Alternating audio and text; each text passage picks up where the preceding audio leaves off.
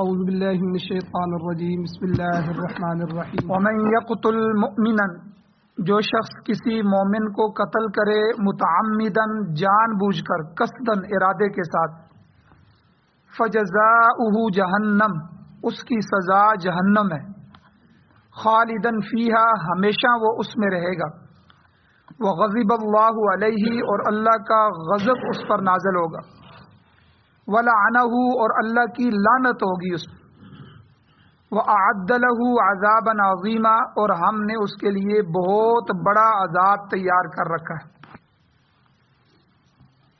سورۃ النساء کی آیت نمبر 93 آپ کے سامنے تلاوت ہوئی ہے، آپ نے اس کا ترجمہ سماعت فرمایا، اور اس کا ایک درس کل گزر چکا ہے، آج دوسرا درس ہے۔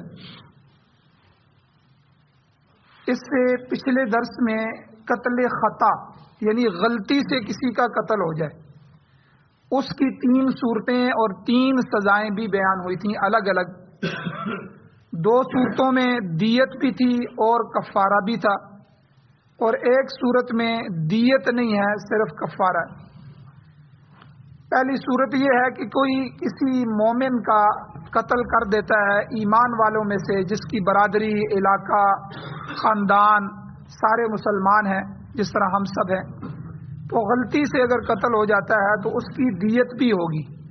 دیت 100 اونٹ یا ان کی قیمت 3 کروڑ 4 کروڑ روپے کی رقم تقریباً بن جاتی ہے، یا اس کا ساتھ ساتھ دیت کے ساتھ کفارہ بھی ہے کہ ایک غلام آزاد کرے، مومن غلام، شرط ایمان کی ہے۔ اگر وہ نہ ملے جیسا کہ آج کل کے زمانے میں ہے، تو پھر 2 مہینے کے پے در پہ اوپر نیچے روزے رکھنے ہوں گے۔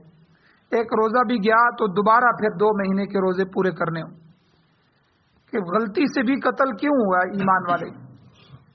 اس میں قصاص نہیں ہے، یعنی قتل کے بدلے قتل نہیں اس صورت میں۔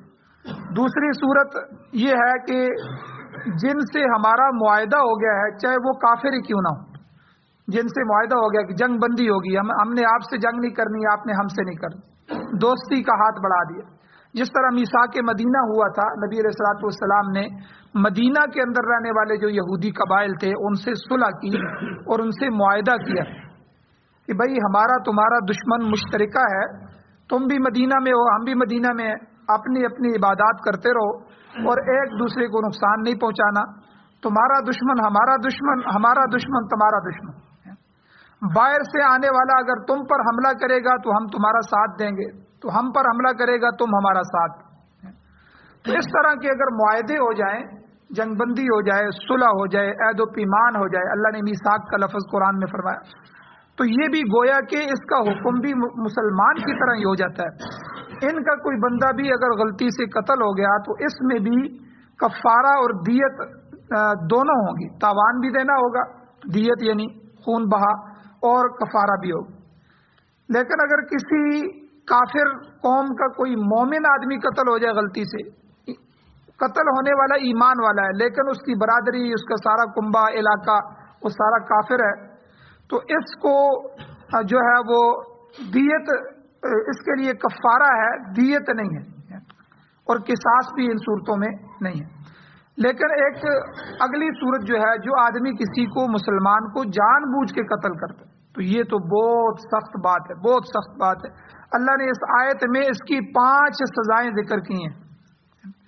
کیا فرمایا کہ وَمَن يَقْتُلْ مُؤْمِنًا مُتَعَمِّدًا، جس نے کسی مومن کو جان بوجھ کے قتل کیا، پہلی سزا فَجَزَاؤُهُ جہنم، اس کی تو سیدھی سزا ہی جہنم ہے، اللہ اس کو سیدھا جہنم میں ڈالے گا، تو وہ جہنم سے نہیں بچ سکے گا۔ اور دوسری سزا خالدن فیہا، ہمیشہ اس میں رہے گا، حالانکہ یہ کفر اور شرک کے لیے ہے اور کسی گناہ کبیرہ کے لیے نہیں ہے، تو یہاں علماء نے تعویل بھی کی ہے جو آگے آ رہی ہے۔ اور تیسری سزا وغضب اللہ علیہ، اللہ اس پر غضبناک ہوتے ہیں، اللہ کا غصہ اس پر ہوتا ہے، اللہ کا غضب اس پر نازل ہوتا ہے۔ اور چوتھا ولعنہ، اللہ اس پر لعنت کرتے ہیں، اللہ اپنی رحمت سے اس کو دور کر دیتے ہیں۔ اور 5واں جو ہے وہ اعد لہ عذابا عظیما، اللہ کہتے ہیں کہ اس کے لیے ہم نے بہت بڑا عذاب تیار کر کے رکھا۔ تو بہرحال قرآن مجید نے فرمایا کہ وَلَكُمْ فِي الْقِصَاصِ حَيَاتٌ يَا أُولِي الْأَلْبَابِ، اس جان بوجھ کے قتل کرنے کے بدلے میں پہلی صورت تو یہ ہے کہ اسے قتل کیا جائے گا، قصاص لیا جائے گا. اور قصاص کے بارے میں اللہ نے قرآن میں فرما دیا کہ تمہارے لیے قصاص میں اے عقل مندو یا اولو الالباب، اے سمجھ رکھنے والو، سمجھدارو، تمہارے لیے زندگی ہے. اور میں نے کل یہ بیان کیا تھا کہ چونکہ ہمارے ہاں اسلامی حکومت نہیں ہے، خلافت راشدہ کا قیام نہیں ہے، ورنہ یہ جو حدیں ہیں قرآن نے حدود اللہ بیان فرمائی ہیں، یہ اگر جاری ہو جائیں تو 2-4 آدمیوں پر جاری ہوں گے، پورا ملک سکون میں آ جائے. کیونکہ جب حد جاری ہوگی اور اس میں رعایت نہیں ہوگی، امیر ہے یا غریب ہے، پیسے والا ہے یا پیسے والا نہیں ہے، اونچی برادری کا ہے نیچی برادری کا ہے، وزراء کے بیٹے بیٹیاں ہیں یا عام عوام کے بیٹے بیٹیاں، ہر ایک کے لیے قانون برابر ہوگا. جس طرح میں نے کل بیان کیا تھا کہ سلطان اورنگزیب عالمگیر رحمۃ اللہ علیہ، ان کے بھائی دارا شکوہ نے جب قتل کیا تو پہلے ان کے والد کی حکومت تھی، اس وقت تو وہ بچ گیا، لیکن جب ان کی حکومت آئی تو وہی مقتول کے وہ رسا انہوں نے آ کے مقدمہ کر دیا اور گواہ پیش کیے، گواہوں سے ثابت ہو گیا تو سلطان عالمگیر رحمۃ اللہ علیہ نے اپنے ہاتھوں سے اس کو خود قتل کروایا، قصاص دلوایا ان کو. تو جب بادشاہوں کے بھائی اور بادشاہوں کے بیٹوں پر بھی قانون لاگو ہوگا، نبی علیہ الصلوۃ والسلام کی حدیث بھی میں نے کل بیان فرمائی تو فاطمہ نامی عورت نے چوری کی تو اس کے لیے سفارش لائی گئی تو حضور نے کیا فرمایا کہ اگر فاطمہ بنت محمد یعنی میری بیٹی محمد کی بیٹی فاطمہ بھی چوری کرتی تو میں اس پر بھی یہ قانون لاگو کرتا، میں اس کا بھی ہاتھ کاٹتا. تو یعنی اللہ کی حدیں ہیں، ان کو نافذ بھی کرنا ہے اور ان میں رعایت بھی کوئی نہیں ہے. تو جب یہ ہو جائے گا تو انشاءاللہ امن ہو جائے گا. اسی کو قرآن نے کہا کہ تمہارے لیے قصاص میں زندگی ہے. 2-4 آدمیوں کو قصاص دلاؤ اور سب بندے سوچنے پر مجبور ہو جائیں گے کہ یار اگر مجھ سے قتل ہو گیا تو کل تو مجھے پکڑا جائے گا اور مجھے بھی اس کے بدلے میں قتل کر دیا جائے گا. تو کوئی آدمی بھی کسی مومن کے قتل پر جرت نہیں کر سکے. اور بدقسمتی سے ہمارا جو قانون ہے وہ انگریزی قانون ہے. کل بھی میں نے کہا کہ ہماری جو تعزیرات ہیں، اب پاکستان بننے سے پہلے جو برطانیہ کی برٹش تعزیرات تھیں وہی تعزیرات ہیں، اب بھی وہی چل رہی ہیں، صرف ان کا نام بدل کے تعزیرات پاکستان رکھ دیا گیا. تو ہمارا جو فوجداری کے قانون ہے ان میں بھی آپ دیکھیں نہ اسلامی تعزیرات کا نفاذ ہے نہ ان پر عمل درآمد ہے. اور چوری اور ڈاکہ، اس کی سزا، چوری کی سزا تو صرف ہاتھ کاٹنا ہے تو یہ تھوڑا سا کم ہے. ڈاکہ جو ہوتا ہے سر عام دن دہاڑے ہو یا رات ہو، کئی لوگ جمع ہو کے آتے ہیں اور جو ہے یرغمال بناتے ہیں، اپنی مرضی سے لے کے چلے جاتے ہیں. جس طرح آج کل شہر کی فضا بنی ہوئی ہے، وہ ڈاکو آتے ہیں 2-4 موٹر سائیکلوں پہ، پوری دکان پوری مارکیٹ لوٹ کے چلے جاتے ہیں. تو ڈاکوؤں کی اسلامی سزا بھی سخت ہے، چوری سے بھی زیادہ سخت. تو قرآن مجید نے کیا فرمایا کہ 4 سزائیں ڈاکوؤں کے لیے. چور کے لیے تو ایک سزا ہے، چوری ثابت ہو جائے ہاتھ کاٹ دیا جائے. ڈاکو کے لیے قرآن نے فرمایا ان یقتلوا او یصلبوا او تقطع ایدیہم وارجلہم من خلاف او ينفوا من الارض.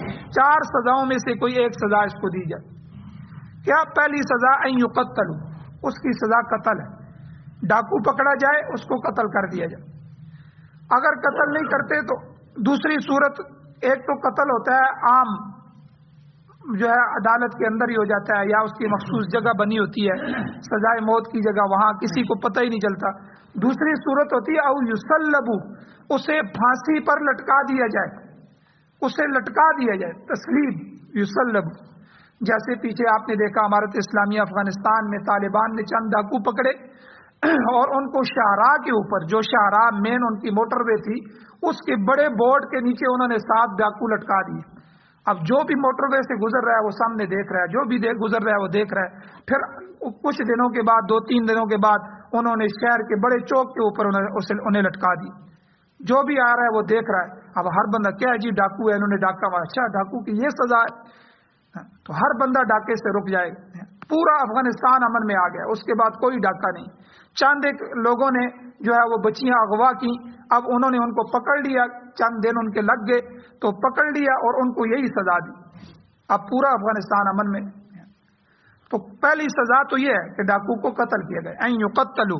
دوسرا او یصلبوا، اسے پھانسی چڑھا دی جائے، او تقطع ایدیہم وارجلہم من خلاف. اللہ کہتے ہیں ان کے ہاتھ اور ایک پاؤں خلاف سے کاٹ دیے جائیں، یعنی دایاں ہاتھ بایاں پاؤں یا بایاں ہاتھ دایاں پاؤں، مخالفت میں دو چیزیں کاٹ دی جائیں.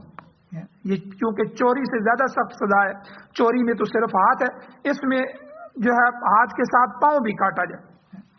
اور چوتھی سزا ہے او ينفوا من الارض، یا اسے جلا وطن کر دیا جائے کہ تو اس ملک میں رہنے کے قابل نہیں ہے، اس ملک سے اس کو نکال دیا جائے، اپنے ملک کی ہی نیشنلٹی ختم کر دی جائے. اور یہ کتنی بڑی سخت سزا ہے کہ بندے کو اپنی برادری سے، اپنے لوگوں سے ہی محروم کر دیا جائے.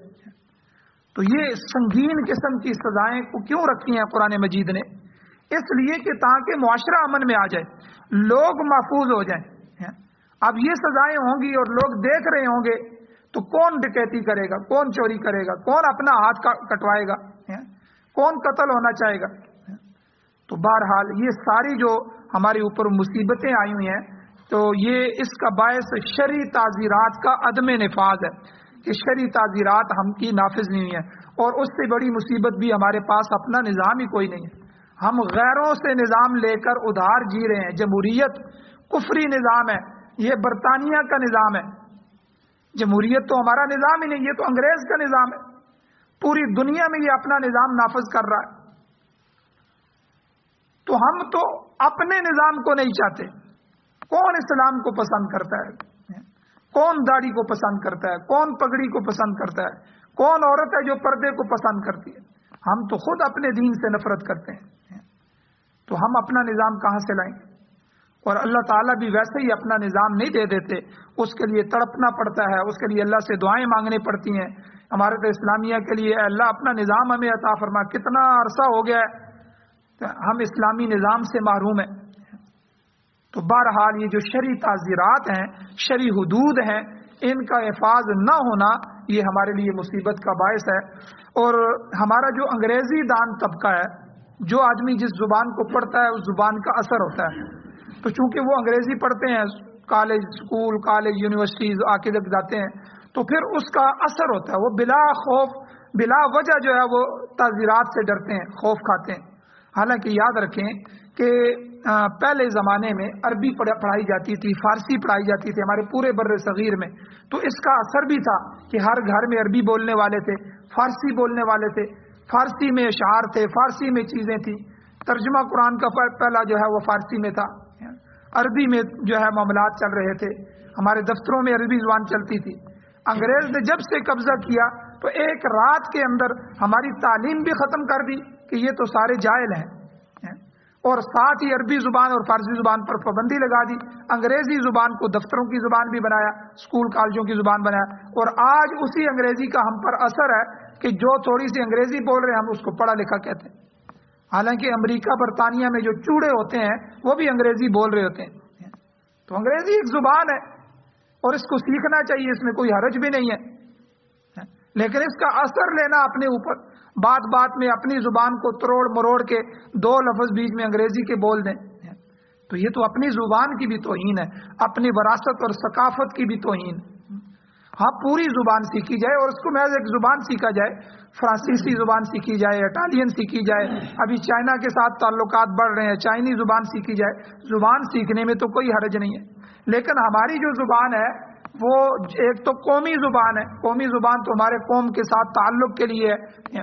اب دیکھیں ہماری قوم، ہمارے ملک میں بلوچی، سندھی اور پشتو اور پنجابی اور یہ مختلف زبانیں بولی جاتی ہیں، لیکن قومی زبان اردو ہے. کہ یہ آپس میں تو چلو ایک زبان بولیں گے، لیکن قوم بطور قوم جو ہے ایک دوسرے کو سمجھنے کے لیے سب کو اردو آنی چاہیے. اسی طرح انٹرنیشنل کچھ زبانیں ہوتی ہیں، ان زبانوں پر بھی عبور حاصل ہو جانا چاہیے. وقت آئے تو ضرورت پڑتی ہے، لیکن اس زبان کا اثر لینا، چونکہ ہمیں جب پڑھایا جاتا ہے اسکول کالج یونیورسٹی میں تو اس زبان سے ہم متاثر ہو جاتے ہیں، ان لوگوں سے متاثر ہوتے ہیں. اور جب غیر سے بندہ متاثر ہوتا ہے تو اپنے آپ کو ہلکا سمجھنا شروع ہو جاتا ہے. یار میرے پاس تو میرا دین جو ہے، اب اگر میں نے اتنے لوگ کھڑے ہو کے کھانا کھا رہے ہیں، میں اگر بیٹھ کے کھاؤں گا تو یہ مجھے کیا کہیں گے. یعنی اثر آ گیا اوپر کہ بھائی ان میں سے یہ سارے جاہل کھڑے ہو کے گدھوں کی طرح کھا رہے ہیں, اگر میں سنت کے مطابق یہاں بیٹھوں گا تو کیا ہوگا, یہ لوگ مجھے کہیں گے دیکھو یہ مولوی ہے, یہ جاہل ہے. تو اپنے آپ کو کم کر, بھائی ان جاہلوں کو چھوڑو. نبی علیہ السلام کے صحابہ کو دیکھو کہ سنت سے کتنی محبت تھی. ایک صحابی بات چیت کرنے کے لیے ایران سے یا بڑے دسترخوان پہ جمع تھے اور ان کو بھیجا گیا. تو حضرت حذیفہ بن الیمان رضی اللہ تعالیٰ اور ان کو نبی علیہ السلام نے اپنا رازدان بھی بنایا تھا. تو دسترخوان میں لقمہ ہاتھ سے گر گیا نیچے. تو وہ سارے دوسرے وزراء بیٹھے ہوئے تھے, ان کے لوگ بات چیت کے لیے گئے تھے, سفیر بن کے گئے تھے. تو کسی نے ساتھ کہہ دیا کہ یہ لوگ اس کو اچھا نہیں سمجھتے کہ لقمہ نیچے سے اٹھایا جائے, ابھی آپ ان کے دسترخوان پہ ہیں, چھوڑ دیں اس کو. تو انہوں نے عجیب جواب دیا, صحابی نے, قربان جائیں. انہوں نے کہا کہ کیا میں اترکو لسنت رسول اللہ صلی اللہ علیہ وسلم لہذہ الحمقاء, کیا میں ان بے وقوفوں کی وجہ سے اپنے نبی کی سنت کو چھوڑ دوں؟ میرے نبی نے تو یہی کہا کہ لقمہ گر جائے اس کو اٹھاؤ اور اس کو جھاڑ کے کھا لو, یہ اللہ کا رزق ہے, اس کی توہین نہ کرو. جو چیز کھانے کی گر جائے تو اس میں سے جو حصہ صاف ہو سکتا ہے اس کو اتار کے صاف حصے کو کھاؤ. تو یہ تو میرے نبی کی سنت ہے. تو میں ان بے وقوفوں کی وجہ سے, اسی لیے تو ہم ان سے جنگ کر رہے ہیں کہ ہم اپنے نبی کی سنتیں رائج کریں, اسلام کو لے کے آئیں. تو یہ جو ہے اپنے اوپر دین کا اثر لائے, اپنی اولادوں پر دین کے اثر کو قائم کریں. یہ نہ ہو کہ ان کے اوپر انگریزوں کا اثر آ جائے اور کل انگریزی کی وجہ سے وہ بہت ساری چیزوں پہ مجبور ہو جائے. تو اس لیے ہمارا جو انگریزی دان طبقہ ہے وہ خواہ مخواہ بلا وجہ خوف زدہ ہے ان تعزیرات سے کہ بھائی تعزیرات یہ نافذ ہو جائیں گی حدود اللہ تو پھر کیا ہوگا. بھائی کچھ بھی نہیں ہوتا, امن پیدا ہوگا. اور اس کا یہ مطلب نہیں ہے کہ یہ ہر طرف گردنیں ہی کاٹی جائیں گی, بس 3 4 5 پورے ملک میں گردنیں کاٹ دو, سارے کے سارے ٹھیک ہو جائیں گے. اور عوام کو اور سب کو یہ یقین ہو جائے کہ بھائی ہماری جان مال عزت اب محفوظ ہو گئی ہے. اب آپ دیکھیں ہم بازار میں نکلتے ہیں, کسی کو کوئی یقین نہیں ہے. ہمارے ٹیکسلا میں ابھی اس 2-3 ہفتوں میں کتنے واقعات ہو گئے, سارے دکاندار پریشان بیٹھے ہوئے ہیں روڈ کے اوپر. جو بھی آتا ہے ٹھیک ہے, 4-5 نوجوان آتے ہیں, داخل ہوتے ہیں, گن پوائنٹ پہ ان کو رکھ کے سارا کچھ لوٹ کے لے کے جا رہے ہیں. کون بندہ امن میں ہے؟ کوئی امن میں نہیں ہے. ہر بندے کو جان کے لالے پڑے ہوئے, تحفظ نہیں ہے. حالانکہ کیا پولیس موجود نہیں ہے, کیا انٹیلیجنس ادارے موجود نہیں ہیں, فوج رینجر موجود نہیں ہے, حکومت موجود نہیں ہے, ساری چیزیں موجود ہیں. وجہ یہ ہے کہ تعزیرات نہیں ہیں, سزائیں نہیں ہیں, قانون کا عمل درآمد نہیں ہے, قانون کے اندر سختی نہیں ہے. قانون کو جس کو جو پیسے دکھا دے قانون اس کی طرف مڑ جاتا ہے, قانون میں سکم تلاش کر لیا جاتا ہے. کل بھی میں نے بتایا تھا کہ ہمارا یہ جو انگریزی قانون ہے اس میں بالکل آدمی قتل کر کے بھی آئے, ثابت بھی ہو جائے, وکیل آپس میں بات کرتے ہیں تو آپس کی بات میں ہی اس کو چھڑا دیتے ہیں. سامنے کیا ہوا جرم بھی وہ مجرم چھوٹ جاتا ہے. بس قانونی مشکلاتیاں ہیں کہ یہ ہوا وہ ہوا فلاں ہوا, بس اسی باس و مباحثے میں اس کو قانون کی اتنی لچک ہے, اتنا جو ہے اس کی نرمی ہے. تو اس لیے اسلام نے یہ جو قانون نازل فرمائے ہیں, یاد رکھیں یہ جو قانون ہے کہ جان بوجھ کے کسی مومن کو قتل کر دیا جائے, یہ ایک مکمل قانون ہے. اس کی مکمل تشریح موجود ہے, احادیث میں موجود ہے. اور اس کے علاوہ جو فقہاء اکرام ہیں انہوں نے پوری ریسرچ کر کے بعد اس کی جزیات تک کا فیصلہ کیا ہوا, اور ہر طرح سے یہ قانون قابل عمل ہے, اس میں کسی طرح کا کوئی سکم نہیں ہے. تو اس قانون کے ذریعے جہاں جرم ثابت ہو جائے اس میں سخت سزا ملنی چاہیے. اور یہاں ایک اور بات بھی سمجھیں کہ یہ جو ہمارے حدود اللہ ہیں, حدیں ہیں, کہ زانی کو سنسار کیا جائے چونکہ سزا بڑی سخت ہے. اور اسی طرح کوئی آدمی یہ نہ سمجھے کہ اس میں اس کو رعایت نہیں ہے, ہو سکتا ہے شک کی بنیاد پہ ہو یا کسی اور معاملات میں, تو اس میں جو ہے ملزم کو رعایت بھی ملتی ہے, کیونکہ ملزم ابھی مجرم نہیں بنا. ملزم وہ ہوتا ہے جس پر الزام ہوتا ہے کہ اس نے یہ کام کیا ہے. مجرم تب بنتا ہے کہ جب الزام گواہوں اور سب چیزوں سے ثابت ہو جائے. تو ملزم کی رعایت بھی ہے, حضور علیہ السلام کا واضح ارشاد موجود ہے. حضور علیہ السلام نے فرمایا ادرؤوا الحدود بالشبہات، یعنی شک اور شبہ کی صورت میں جو ہے حدود کو چھوڑ دیا جائے. حدود ساکت ہو جاتی ہیں، ملزم پر حد جاری نہیں ہوتی، شک کا فائدہ ہوتا ہے. بلکہ حضور علیہ السلام کا عمل ہے کہ حضور نے منہ پھیر لیا. ایک آدمی نے آ کے کہا حضور مجھ سے یہ گناہ ہو گیا، حضور نے منہ پھیرا، پھر دوسری طرف پھیرا، پھر تیسری طرف پھیرا. تو یہ منہ پھیرنا بھی گویا کہ اس کو رعایت دینا ہے.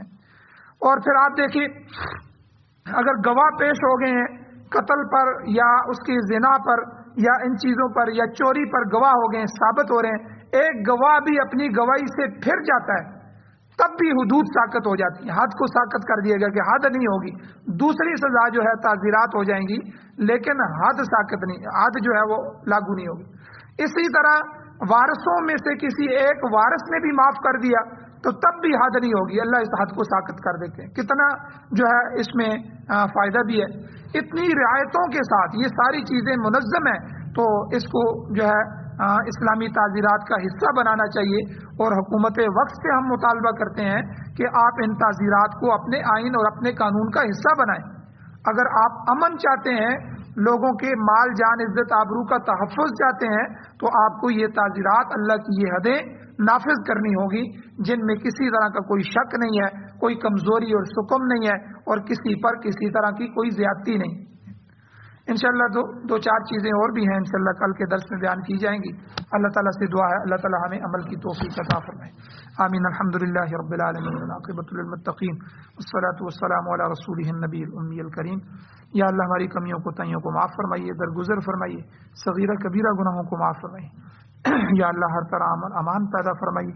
یا اللہ یہ قرآن و سنت کو پڑھنے، پڑھانے، سننے، سنانے، سمجھنے، سمجھانے کی توفیق عطا فرمائیے. یا اللہ یہ جتنی بھی حدیں ہیں، آپ کے قوانین ہیں، اسلامی نظام ہے، یا اللہ اس کا نفاذ ہمیں نصیب فرمائیے.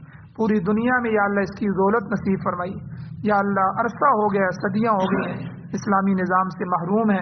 یا اللہ عمارت اسلامیہ، شریعہ، خلافت راشدہ ہمیں نصیب فرمائیے. یا اللہ جو حضرات پریشان حال ان کی پریشانیوں کو دور فرمائیے، جو مقروض ہیں ان کے قرضوں کے پورا کرنے کے اسباب پیدا فرمائیے، بیماروں کو شفا عطا فرمائیے، مرحومین کو، اس دنیا سے جانے والوں کو جو ایمان کے ساتھ جا چکے ہیں، یا اللہ ان سب کی بخشش فرمائیے. صلی اللہ تعالی علی خیر خلقہ محمد و آلہ و اصحابہ اجمعین برحمتک یا ارحم الراحمین.